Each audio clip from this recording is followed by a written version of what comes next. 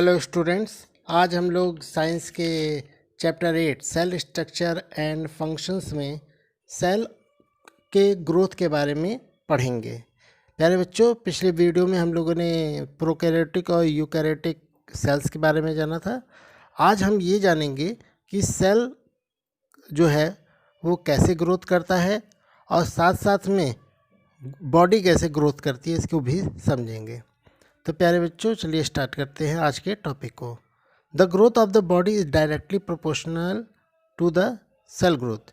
यहाँ कहने का मतलब है कि जो हमारे बॉडी की ग्रोथ होती है, हमारी लंबाई बढ़ती है, साइज़ बढ़ता है ना, ऑर्गन्स बड़े होते हैं, तो ये जो बॉडी का ग्रोथ होता है, ये ग्रोथ जो है वो सेल के ग्रोथ के सीधा सीधा प्रोपोर्शनल होता है। इनडायरेक्टली मतलब सीधा उसके प्रोपोर्शनल होता है।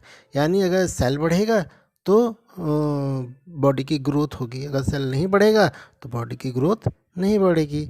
तो सीधा सीधे का मतलब ये होता है, डायरेक्टली प्रोपोर्शन का मतलब ये होता है। ठीक है, तो the growth of cell leads to the increase in the size of the cell. तो क्या कह रहा है, जब सेल की साइज़ इंक्रीज़ होती है, बढ़ती है, तो एक सर्टेन साइज़ के बाद वो क्या करने लगता है, डिवीज़न स्टार्ट कर देता है।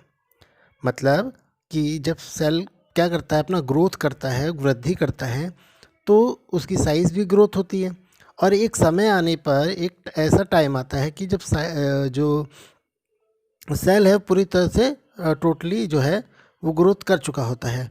अब वहाँ पर वो ग्रोथ नहीं कर पाता और वहाँ पे वो क्या कर देता है, अपने सेल का डिवीज़न करना शुरू कर देता है। यानी अब उस सेल से वो अपने दूसरे सेल बनाने लगेगा।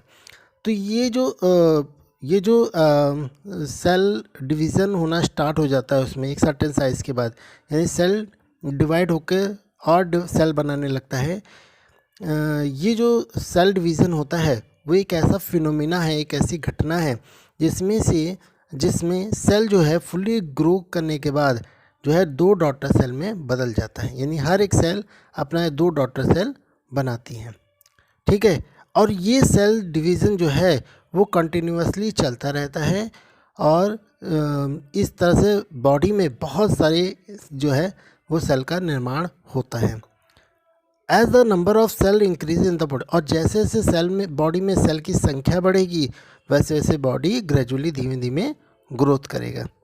ठीक है, the cell division is also responsible for healing wound by the replacing the dead and damage cell and new ones. अच्छा, अब आप देखोगे आपके कभी चोट लग जाती है तो वहाँ की जो सेल्स होती है वो डेड हो जाती है, मर जाती है, डैमेज हो जाती है।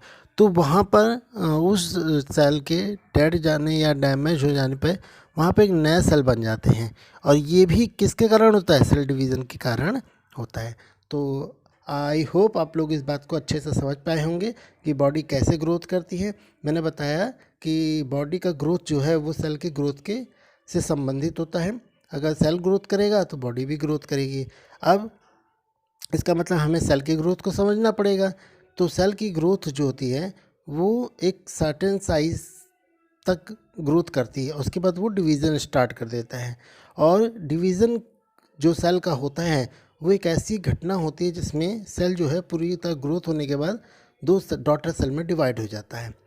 और ये जो डिवीज़न होता है, एक सेल से 2 सेल बना, फिर उनसे 4 बनेगा, 4 से 8 बनेगा, 8 से 16 बनेगा, ये कंटिन्यूअस चलता रहता है। ठीक है, और हमारी बॉडी में बहुत तरह के सेल बन जाते हैं, बहुत सारे सेल बन जाते हैं। ठीक है, और जब सेल की संख्या बढ़ती है तो हमारी बॉडी भी ग्रेजुअली ग्रोथ करती है।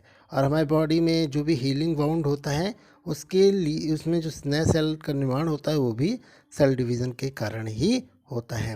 ठीक है, अब ये जो सेल डिवीज़न होता है इसमें 2 तरह के प्रोसेस होते हैं, एक होता है मियोसिस, एक होता है माइटोसिस, जिसको मैं एक वीडियो अटैच करूँगा, उसमें आप लोग माइटोसिस और मियोसिस को अच्छे से समझिएगा कि क्या होता है माइटोसिस और क्या होता है मियोसिस।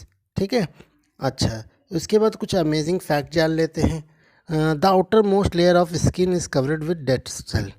आप देखोगे स्किन की जो बाहर आउटर लेयर होती है वो डेड सेल से कवर्ड रहती है। An average adult carries around about 2 kg of dead skin.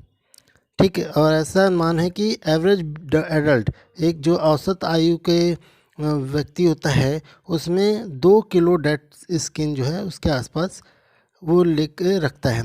Billion of tiny fragments of skin are lost every day. और लाखों की संख्या में जो छोटे छोटे फ्रेगमेंट्स होते हैं स्किन के, वो पर डे खोते रहते हैं। Every time you run your finger on your dusty table, हर बार जब आप अपने फिंगर को किसी गंदे टेबल पर रखते हो, you shed a lot of old skin. तो वहाँ से भी बहुत तरह की, बहुत जो पुरानी स्किन होती हैं वो भी शेड होती है, मतलब गिर जाती हैं। Condition like cancer are caused when cell divide in an imbalance manner. और यहाँ पे कहने का मतलब है कि जब कैंसर जैसी बीमारी होती है तो उस कंडीशन में भी सेल जो है वो इम्बैलेंस तरीके से डिवाइड होने लगते हैं। ये कुछ अमेजिंग फैक्ट है, इसको थोड़ा सा पढ़ लीजिएगा समझने के लिए। ठीक है, तो प्यारे बच्चों, इस तरह से आज आपका ये चैप्टर ख़त्म होता है। आई होप आपको ये चैप्टर अच्छे से समझ में आया होगा। अब घर पे आप पढ़ाई करिए, ठीक है। और अब यहीं तक आपके जो है दिसंबर में एग्ज़ाम होंगे, वो उसमें यहीं तक चैप्टर आएगा। अब आप इसको पढ़िए और एक्सरसाइज करके जो है इसकी प्रैक्टिस कीजिए, ठीक है। अच्छा, मैंने जो है आपके साइटोप्लाज्म वाला पोर्शन और न्यूक्लियस वाला पोर्शन के वीडियो अटैच किए हैं, उनको ध्यान से देखिए। और उसके अलावा आप बुक भी पढ़िएगा, ठीक है, वो पोर्शन साइटोप्लाज्म और न्यूक्लियस वाला। और अगर आपको तब भी कोई प्रॉब्लम होती है, you can discuss on my phone number और व्हाट्सअप और your Google Classroom platform, where you want to discuss about the chapter and the topic of this chapter.